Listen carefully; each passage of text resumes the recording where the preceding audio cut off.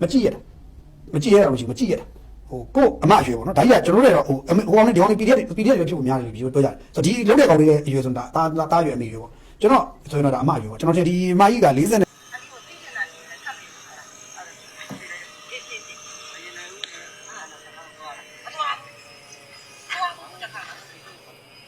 အဲ့တော့ဒီ file လေးကဒါကြည့်ရတာတော့စိတ်မချမ်းမြေ့ဖွယ်ရပါတော့အဲ့ဒါကတော့2023ခုနှစ်ကဖြစ်ခဲ့တယ်ကိုကတော့မကြည့်ရသေးဘူးမကြည့်ရသေးဆိုမကြည့်လည်းမကြည့်ချင်ဘူးအလောက်ကနေပြန်လာဒီနေ့ reaction လုပ်သွားမှာကတော့ line ပေါ်ကအရန်ကိုနာမည်ကြီးနေတဲ့ NDG Vero တူတူကြည့်အောင်နော်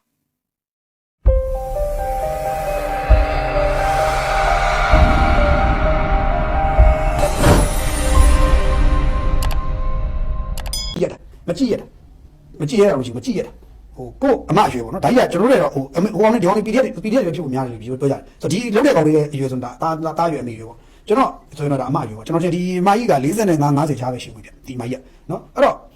့ဒီဖြစ်စဉ်ကြီးကမနေ့ကတနေ့ကလိုခဲ့တဲ့ဗီဒီယိုကလစ်တွေတောက်ချတက်လာပြီးတော့ဒီအမျိုးသမီးကိုမေးနေတယ်မေးပြီးတော့ဒါနဲ့ခုတ်တယ်ပဲဇက်ကိုတိကနေပြတ်သွားတာတိကနေပြတ်သွားတယ်ပြုတ်ကြပါအဲ့တော့ဒါကြီးကိုကြည့်ပြီးတော့ဟိုအဲ့မျိုးသမီးကမလုပ်ပါနဲ့မတတ်ပါနဲ့တားရဲဆိုတာမျိုးလေပြောနေတယ်မလုပ်ပါနဲ့တားရဲမတတ်ပါနဲ့တားရဲအမေကုန်းနဲ့မနက်ရှင်းပြပါမယ်အကုန်ရှင်းပြပါမယ်အကုန်ပေးပါမယ်နော်အေးနော်သူအေးစေးသူ့မှလည်းစိတ်တော့ကလေးလို့ရှိတယ်အဲ့တော့ပြောပြနေတော့ရှိသေးတာဟိုကဘူးမိဘမျိုးကောင်နဲ့ခုတ်တယ်အဲ့တော့ဆုံးသွားဆိုတော့အဲ့ဖြစ်စဉ်ကြီးကိုကြည့်ပြီးတော့လူတွေကဘာဖြစ်လဲဆိုတော့ဆက်ဆုပ်ယွန်ရှာကြတယ်ဒီဖြစ်စဉ်ကိုလူတွေအားလုံးဆက်ဆုပ်ယွန်ရှာတယ်ဆက်ဆုပ်ယွန်ရှာတဲ့အထက်မှာနီးပိတ်တွေလည်းပါတယ်စိတ်ပိတ်တွေလည်းပါတယ်တာမန်ပြည်သူတွေလည်းပါတယ်တကယ်ကိုလူကောင်းသူကောင်းလူသူတော်ကောင်းတွေလည်းပါတယ်လူဒါကိုမြင်မှုတဲ့အလွှာပေါင်းစုံကဒီမြင်ခွင့်ကိုတော်တော်ဆက်ဆုပ်ယွန်ရှာတယ်အဲ့တော့ဒီဆက်ဆုပ်ယွန်ရှာပဲမြင်ခွင့်နဲ့ပတ်သက်ခြင်းဘယ်သူလုပ်တယ်လဲဆိုတဲ့ဟာကိုလူတွေကအုံတော့ပါချက်ချင်းမေးတော့အုံတော့အလုပ်လုပ်ကြတော့ဘယ်သူလုပ်တာလဲဆိုတော့မေးကောဘယ်သူလုပ်တာမေးကောဆိုတော့ဘယ်သူမှဖြေလို့မရှိဘူးဘယ်သူလဲဆိုတော့ဘယ်သူမှကျွန်တော်လုပ်ပါတယ်ခင်ဗျာဆိုရင်အဲ့ချိန်ကျတော့ဝန်သားရဲ့လက်ထောက်ပြီးတော့ကျွန်တော်တို့ကခင်ဗျာဆိုပြောမှတရားမရှိဘူးအကောတော့ဘာလဲအဲ့ဒါစစ်တပ်ကလုပ်တာအဲ့ဒါပြည်သူစစ်ကလုပ်တာအဲ့ဒါဝါရစစ်ကလုပ်တာအဲ့ဒီလိုမျိုးထုတ်ရတယ်ဟောဘယ်လဲဒါ PDF လုပ်တာဒီလုပ်တာစတဲ့သူလက်ညှိုးထိုးရအောင်โอเคအခုလက်ညှိုးကိုပတ်ထိုးကုန်သူ့ထိုးမှမထိုးဘာလို့လဲဒီမြင်ကွင်းကြီးကိုလူတွေဆက်ဆုပ်ရုံရှာတယ်ဆိုတော့သိတဲ့အခါကျတော့လုပ်တဲ့ကောင်ကြီးလည်းခေါင်းမပေါ်ရဘူးအဲ့တော့ဘာလဲဆိုတော့သူတို့ကြီးကိုလက်ညှိုးတွေဝင်လာမှာဆိုတော့တွေ့ရတဲ့ဘက်လက်ညှိုးထိုးကြတယ်တွေ့ရတော့ဒီဖြစ်စဉ်ကြီးကိုလက်ညှိုးတွေရှောက်ထိုးပထမဆုံးထိုးလဲဝါရစစ်ပြည်သူစစ်အဖွဲ့ကဖွဲ့လက်ညှိုးထိုးတယ်ဒါဝါရစစ်ပြည်သူစစ်အဖွဲ့ကနေပြီးတော့ဒီလိုမျိုးပြည်သူစစ်အဖွဲ့ကနေပြီးတော့လုပ်ပါတယ်ဆိုပြီးလက်ညှိုးထိုးတော့ဝါရစစ်ပြည်သူစစ်အဖွဲ့ကမင်းစိန်တန်မှာသူ့ရဲ့ Facebook ကနေတရားဝင်ပြန်ရှင်းတယ်လက်လို့ဖြစ်ပေါ်တဲ့သတင်းကြောင်းနဲ့ပတ်သက်ပြီးတော့မိမိတို့ဝါရစုအဖွဲ့နဲ့မိသည့်အကြောင်းမှဆက်ဆက်မှုမရှိပဲအစောဖြစ်စဉ်အားအညာဒေသတစ်ခုမှာ PDF အမိခံအဖွဲ့တစ်ခုကလှုပ်ဆောင်ခဲ့တယ်လို့ထင်မြင်ယူဆမိပါတယ်။ဒါကြောင့်မလို့ဒီလိုရက်ကိုလှုပ်ဆောင်ခဲ့တဲ့အဖွဲ့အနေနဲ့တာဝန်ယူဖြည့်ရှင်းပေးပါရန်နဲ့မိမိတို့ဝါရစုပြည်သူ့စစ်အဖွဲ့ကလုံးဝလှုပ်ဆောင်ခြင်းမရှိအောင်အသိပေးရပါတယ်ဆိုပြီးတော့ဝါရစုကပြောတာရှင်းတယ်နော်။ဒါအဲ့တော့အဲ့ဒီမှာဝါရစုမင်းစိတ်တိုင်းအောက်မှာတချို့လာရေးတယ်။ဒီပြစ်ဖြစ်တာကအညာမှာတဲ့လှုပ်တဲ့သူကခန်းသူကအညာလေးတန်းနဲ့ပါတဲ့။ဒါဟိုကချင်ပြည်နယ်ဟူကောင်းဒေသကကချင်ရွာရင်းနားမှာရှိတဲ့မင်းစိတ်တိုင်းဝါရစုအဖွဲ့လို့ဘယ်ကောင်ကြီးစားပြောတာလဲအဲ့ဒါမျိုးတယ်ပြီးတော့ဝါရစုပေါ်မှာရှမ်းမှာရှမ်းဒီရဝမ်လီဆူလက်ချိတ်ကချင်အကုန်ရှိတယ်တဲ့ယူနီဖောင်းကနကစာပြန်သားတဲ့ဗီဒီယိုဖိုင်နဲ့အကောင်တွေတခြားစီပဲဆိုတေချာပြောတယ်အဲ့မှာတက်တော့မြင်းချန် PDF ကတတ်တာပါတဲ့2023ပါတဲ့နော်နောက်တော့လာကြည့်တယ်ဖြစ်ခဲ့တာ2023ပါတဲ့မြင်းချန် PDF လောက်တာပါတဲ့တက်မလို့စစ်ကြောင်းလာတာကိုလမ်းပြလို့ဆိုပြီးတော့ PDF ကတတ်တာပါတဲ့ဒီလိုမျိုးကိုအတိအကျရေးလာတွေ့ရတယ်ဆိုတော့ဟုတ်ပြီမင်းစေတန်ကသူမလုပ်ပါဘူးလို့ပေါ်တင်ကိုညင်းတယ်ပေါ်တင်ကိုသူမဟုတ်ဘူးလို့တောင်းကိုချက်လာလို့တယ်ငါမဟုတ်ဘူးတော့ဒါငါမလုပ်ဘူးပေါ့โอเคအဲ့တော့မင်းစေတန်ကလည်းကျွန်တော်လည်းမေးတယ်ကိုမင်းစရာဟုတ်လားဆိုတော့ तू မဟုတ်ဘူး तू ကျွန်တော်လုံးဝမဟုတ်ပါဘူးပြားပေးချမ်းပေးလုံးဆိုတာမျိုး तू ကြည့်ကြတယ်။ Okay အဲ့တော့ဒီ video file review ပြလုပ်ကြအောင်။ review ပြလုပ်ကြအောင်။အဲ့တော့ဒီမျိုးသမီးကိုလုပ်တဲ့သူလက်နက်ကိုင်6ဦးပေါ့နော်။အဲ့6ဦးကဒါနဲ့ခုတ်တဲ့ video file ကနော်မူရင်းတင်တဲ့သူကကချင်ပြည်နယ်ဝါရစုပြည်သူစစ်အဖွဲ့အားလုံးမျိုးဆွဲထားတယ်။အဲ့ဝါရစုပြည်သူစစ်မဟုတ်ဘူးလေဆိုတော့အဲ့ဒါတဲ့ပြည်သူစစ်တွေလုပ်တာပါတဲ့။တပ်မတော်ဘက်ကစစ်တပ်ဘက်ကထောက်ခံတဲ့ပြည်သူစစ်တွေလုပ်တာပါဆိုတော့ခေါင်းစဉ် direction စစ်တပ်ပြည်သူစစ်ချိန်သွားနေအောင်နော်။စစ်တပ်ပြည်သူစစ်တွေလုပ်တာပါဆိုခေါင်းစဉ်ချိန်သွားအစဝါရစုလည်းလုပ်တာနော်။ဝါရစုတော့မလုပ်ဘူးဆိုတော့စစ်တပ်ကပြည်သူစစ်တွေလုပ်တာပါဆိုပြီးတော့ဘယ်နေရာလို့ mention လုပ်တော့တယ်ပြောင်းသွားအောင်။ဆိုစကလုံးတွေကနှစ်ခါပြောင်းသွားပြီ။အဲ့တော့ okay လေတန်းနဲ့ဒေသအတုံးလုံးတွေစကလုံးတွေကြည့်ရတဲ့ခါကျတော့လေတန်းအညာလေတန်းဖြစ်တယ်အညာလေတန်းဗီဒီယိုမှာပြောနေသူအားလုံးကကချင်ဘက်ကမဟုတ်ဘူးမန္တလေးစကိုင်းမကွေးအစရှိတဲ့အညာလေတန်းမကွေးစကိုင်းမန္တလေးဘက်ကအညာလေတန်းအတန်ဖြစ်နေတယ်တဲ့အဲ့မှာတဲ့စကားမပေါ်နဲ့ဆိုတဲ့စာမပီကိုပြောတဲ့အတန်တွေကအညာလေတန်းတုံးတဲ့စကလုံးတဲ့နော်ပြီးတော့တနခါဘက်ကကြာတောင်းမနေရှာတဲ့အမျိုးသမီးမျက်နှာနေတာတောင်းတော့ဘက်ကကြာအညာလေတန်းမှာလိမ့်နဲ့အသွင်ပြင်းတဲ့နော်အဲ့တော့ဝါစုကလက်နဲ့ကောင်းစားကြည့်တာဝါစုမဟုတ်ဘူးဆိုတော့ထပ်ရှင်တယ်တချို့တွေထောက်ပြတယ်ပြီးတော့အသက်ခံတဲ့သူကပြောတော့မြောက်ရွာကိုချွေးသွားပေးတာလို့ပြောဆိုသွားတယ်တဲ့အထက်မှာနော်သူပြောမြောက်ရွာဆိုတာတဲ့မြောက်ရွာဆိုတာကတဲ့ဝင်းတို့တီဘောဘီလင်ရွှေကူအစရှိတဲ့ဘက်ဒီမှာရှိတယ်ပြောလို့ဆိုပုံရချိန်ထိုးကြည့်မယ်ဆိုရင်စကိုင်းတိုင်းဝင်းတို့မျိုးနဲ့တော့ကဖြစ်နိုင်ရှိပါတယ်ဆိုပြီးတော့ဒါအောင်နားလေလူတွေကလေတန်းရဲ့လှုပ်ရှားမှုရဲ့သူတို့ပြောတဲ့စကားလုံးရဲ့ရွာတွေဒါတွေချိတ်ဆက်ပြီးတော့သိတယ်လူကဒါပညာရှင်တွေပြောထောက်ပြတယ်နော်အဲ့တော့အချိန်ကာလနောက်ကိုရွေးချယ်တဲ့ဆိုအချိန်ကာလကဒီဖြစ်စဉ်ကအခုမှဖြစ်တာမဟုတ်ဘဲနဲ့လွန်ခဲ့တဲ့ကာလတစ်ခုကမှတ်တမ်းသာဖြစ်တယ်ဘာကြောင့်လဲဆိုတော့ကင်မရာပေါ်မှာဗီဒီယိုကမှုံဝါနေတဲ့အတွက်ဒါအနည်းဆုံးအဲ့ဗီဒီယိုက2နှစ်3နှစ်မနေ့ဖြစ်ခဲ့ပြီဒီဖြစ်စဉ်အခုမဟုတ်ဘူးလွန်ခဲ့တဲ့နေ့3နှစ်ဖြစ်ခဲ့တဲ့ဖြစ်စဉ်ဖြစ်ဖို့များတယ်လို့ပြောတယ်အဲ့တော့ပြောရရင်တော့ PDF တွေစတင်ဖွဲ့စည်းစဉ်ကာလနဲ့တွားပြီးကြိုက်တယ်ဒီဗီဒီယိုကလစ် သွားနေတဲ့ဟိုကာလာတုံးရကာလာရပါနော်အဲ့တော့တေချာတခုကတော့ဒီဖြစ်စဉ်က PDF တွေရဲ့ဘက်ကလောက်တာဖြစ်နိုင်ရှိတယ်ဘာကြောင့်ပြောလဲဆိုရှေ့မှာ PDF တွေကဒီလိုမျိုးရဲစက်တပ်ဖြတ်ခဲ့ကုတ်တက်ခဲ့တဲ့ဗီဒီယိုကလစ်ပေါင်းများစွာရှိတယ်ခင်ဗျားတို့ကြည့်ချင်လဲကျွန်တော်မှအဲ့ဗီဒီယိုကလစ်တွေရှိသေးတယ်ပြပြရတယ်ဟိုအတိတ်က TPS တွေဘယ်သူတွေခုတ်ခဲ့ဘူးလဲဒီမှာခင်ဗျားတို့ကျွန်တော်ပြမယ်ဒါတွေကကျွန်တော်ပြန်မပြချင်ဘူးမပြချင်မပြမယ်ဒါမျိုးဒါဘယ်လိုလုပ်ခဲ့လဲဒါ PDF လုပ်ခဲ့တာဒါ PDF လုပ်ခဲ့တာနော်ဒါ PDF လုပ်ခဲ့တာဒါဘယ်လိုလုပ်ခဲ့လဲဒါ PDF လုပ်ခဲ့ဘူးလားနော်နောက်တစ်ခုကကျွန်တော်ပြောင်းတော့ကွာဒီမှာဒါမျိုးဒီလုပ်ခဲ့ဘူးလေနော်ဒီလိုမျိုးဗီဒီယိုတွေရှိသေးတယ်အဲ့ဒါဘယ်လိုဒါ PDF ပဲလုပ်ခဲ့တာဆိုပြောချင်တာကရှေ့မှာဂျင်းဂျင်ကလုပ်ခဲ့တဲ့ဇလန်တွေကိုကြည့် PDF တွေလုပ်ခဲ့တာကိုအများဆုံးတွေ့ရတယ်ဆိုတော့ PDF တွေရှေ့မှာဒါမျိုးကုတ်တက်တက်ဖြတ်တဲ့လုပ်ရတယ် PDF တွေရှေ့မှာအချိန်ချင်းကျူးလွန်ခဲ့ပြီးဖြစ်တဲ့အတွက်ဒီလိုက PDF တွေလုပ်ပါတယ်လို့တချို့ကကောက်ချက်ကြီးကြီးမှချတယ်ကျွန်တော်အနေနဲ့ပြောရလို့ကျွန်တော်ကလည်းဒီကိစ္စကိုဒီကိစ္စကိုလုပ်ရ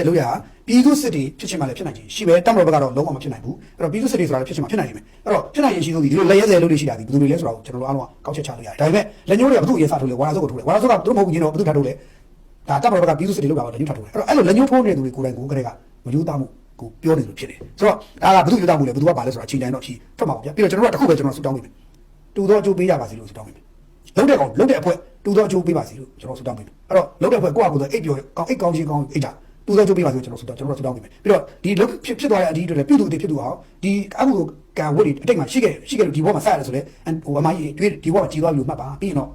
့ကောင်းရသူကလေးလာပြီးတော့နောင်ဘဝဒီဝကြွေးတွေမသေးပါနဲ့တော့ဒါပဲပြောရင်ရှင်းလေးပဲဘာမှမဖြစ်မနေတော့ဘူးဘာလို့ကျွန်တော်တို့တူတော့ကျုပ်ပေးပါစေဆိုတော့တူတော့ကျုပ်ပေးပါစေဒါပဲဒါကဒီလိုရမျိုးကဆက်ဆုပ်ရအောင်လုပ်ရဆိုတော့ခင်ဗျားတို့လည်းဒီချုံလို့တည်တယ်ဒီလိုကိုကျွန်းနေတဲ့သူတွေကျွန်တော်လောကလက်မခံနိုင်ဘူးဆိုတော့ကြီးကြီးပြောခဲ့တယ်ဒါကြောင့်ကျွန်တော်ဒီလိုလုပ်ရမျိုးတွေကိုကျွန်တော်ဝိုင်းဝန်းပြီးဖယ်ချင်ပြရမယ်ဆိုတော့လည်းကျွန်တော်အချင်းချင်းခါပြောခဲ့ပါတယ်အဲ့တော့ဒါလေးကကျွန်တော်ကြိုးကြလို့ဒီနေ့ချက်ပြောတော့ဖြစ်ပါတယ်မင်္ဂလာပါဗျာအားလုံးကျမ်းမာချမ်းသာကြပါစေကြောင်းပိုင်းကိုဆုမကောင်းတောင်းပါတယ်အခုလိုင်းပေါ်မှာပြန့်နေတဲ့ဟိုအန်ဒီတယောက်ရဲ့ဗီဒီယိုဖိုင်ပေါ့နော်အဲ့ဒါကဟိုဘက်ဖွဲ့လုပ်တယ်ဒီဘက်ဖွဲ့လုပ်တယ်ဆိုပြီးတော့ပြန့်နေကြတာကြားရတယ်ပြောတယ်ပေါ့နော်ကျွန်တော်မနေ့ကလည်းအဲ့ဖိုင်ပြောပါတယ်အဲ့ဖိုင်တချို့ကမကြည့်ရသေးဘူးဘာလို့ညာပြောတော့ကျွန်တော်ဒီမှာအစလေးတော့ပြလို့ရတယ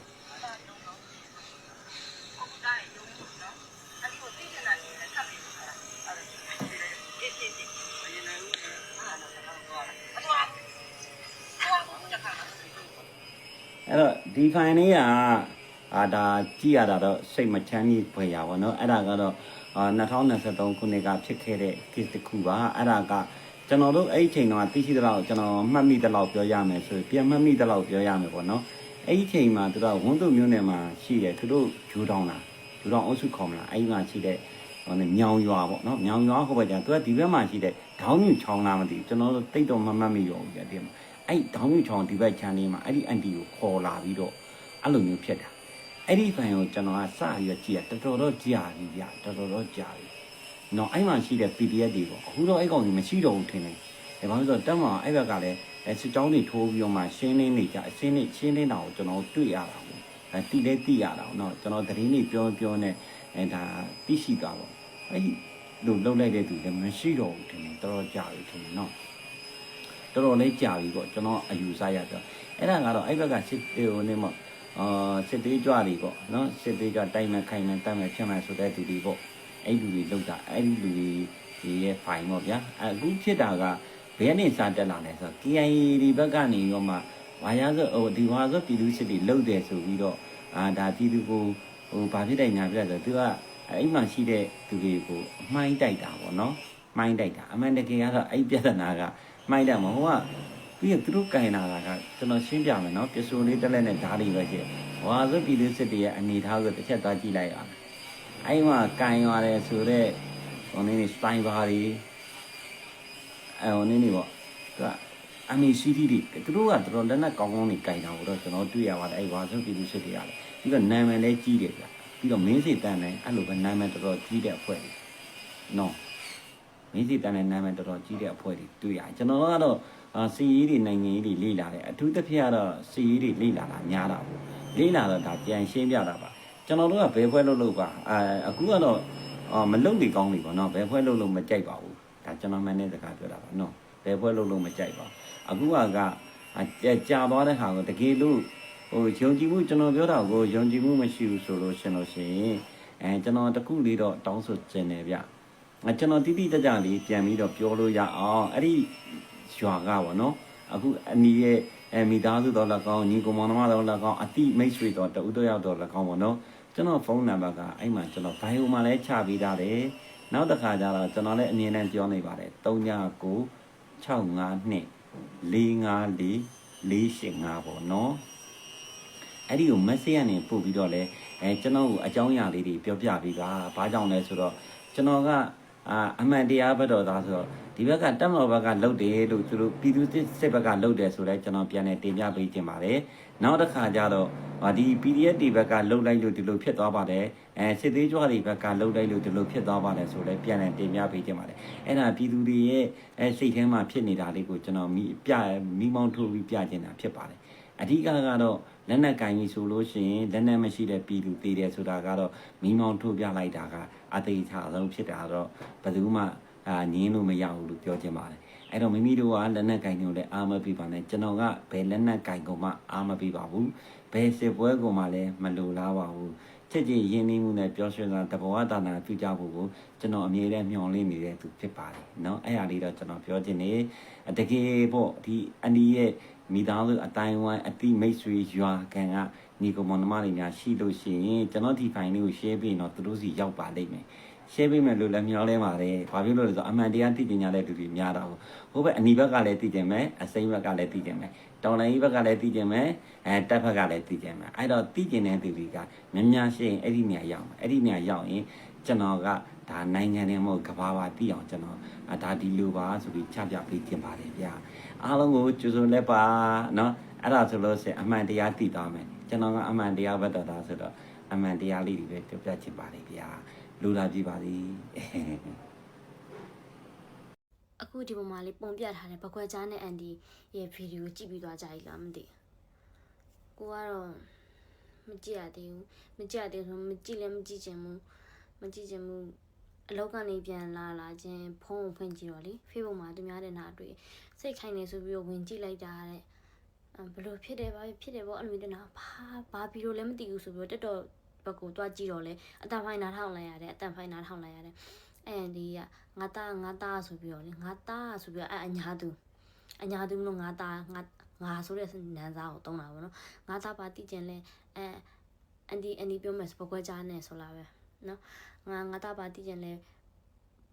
အကုန်ဖြည့်မယ်အကုန်အမှန်တိုင်းဖြည့်မယ်ငါသားရဲ့အန်ဒီကိုတက်မလို့လားအဲ့လိုဒိုင်းနဲ့ရွေထားတော့အန်ဒီကကြောက်တာပေါ့အန်ဒီကိုတော့မတက်ပါနဲ့အန်ဒီအမှန်တိုင်းအကုန်ပြောပြမယ်ဆိုဒီမျိုးအတန်ဖိုင်နာထောင်လိုက်ရတာနော်အမဟိုကနေပြီးတော့ဘယ်ကိုသွားသေးလားဆိုအဲ့လိုမေးတော့ကြော်ဟိုကတစ်ခေါက်ပတ်စံသွားတောင်းတာဆိုလားပါတစ်ခေါက်တော့သူသွားပါတယ်ပေါ့နော်အဲ့နောက်ပိုင်းသူမသွားပါဘူးဘာညာနဲ့အဲ့လိုမျိုးပြောတဲ့ဟာကင်မရာကိုကြည့်ခေါင်းငုံထားဆိုပြီးအဲ့လိုမျိုးပြောပြီးနောက်ပိုင်းအဲ့အန်ဒီအတန်မကြားရတော့အတန်ကြားတာနဲ့ကိုပဲရင်းနေမှာမကောင်းဘူးနော်ဟိုဘယ်လိုပြောမလဲသူတို့အတန်ဖိုင်းထဲမှာဆိုရှင်ကွန်မန့်တွေထဲမှာဗီဒီယိုကြည့်ရတဲ့သူတွေကြည့်လိုက်ရတဲ့သူတွေကကွန်မန့်တွေမှတ်ထားတစ်ချက်နဲ့ဟိုဖြစ်သွားတာလို့ပြောတယ်အဲ့ဒီလာမပူနေတော့မကြည့်ချင်ဘူးကိုကနှလုံးအားနေတဲ့သူဆိုတော့လေအဲ့လိုတွေ့ထတဲ့ဗီဒီယိုတွေမကြည့်ချင်ဘူးဒီလိုမျိုးသတင်းလေးဖတ်ရပြီးတော့အတန်ကြားနဲ့ကိုပဲရင်းနှမှာလှက်နဲ့အဲ့လိုပုံစံမျိုးဆိုတော့ပုံမှန်နေ့စဉ်ဘဝမှာပုံမှန်ဖြတ်တန်းနေတော့မှပဲရင်တုံးစရာလန့်စရာအဲ့လိုမျိုးတစ်ခုထိတ်စရာအဲ့လိုမျိုးဖြစ်ပြီးဆိုလို့ရှိရင်အိမ်မဆိုးမှတ်တဲ့သူမျိုးအိမ်မဆိုးမှတ်ရမှလည်းကြောက်တယ်အဲ့တော့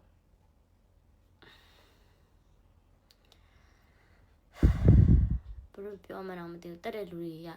ညနေဖုန်းလေးဆွတ်ထားတယ်ဆိုပြီးတော့ကွန်မန့်တွေမှာတွေ့တယ်တာမန်အသိစိတ်နဲ့ဆိုရှင်တော့တက်ရပါမလားဗောနော်ငါဆိုတဲ့အတ္တလေးထည့်လိုက်လို့ရှင်တက်ရက်လာဗောနော်ငါအမေငါအမငါအတော်ဆိုပြီးတော့အဲ့လိုငါဆိုတဲ့အတ္တလေးထည့်လို့အတ္တလေးနဲ့ထည့်ပြီးစဉ်းစားမယ်ဆိုရှင်သူတို့တက်ရက်ပါမလားပုံမှန်အသိစိတ်နဲ့ဆိုတော့တက်မယ်မထင်ဘူးဒါတခု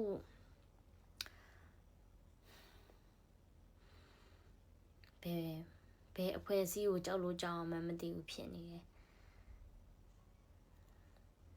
မြန်မာနိုင်ငံမှာရှိနေတဲ့သူတွေက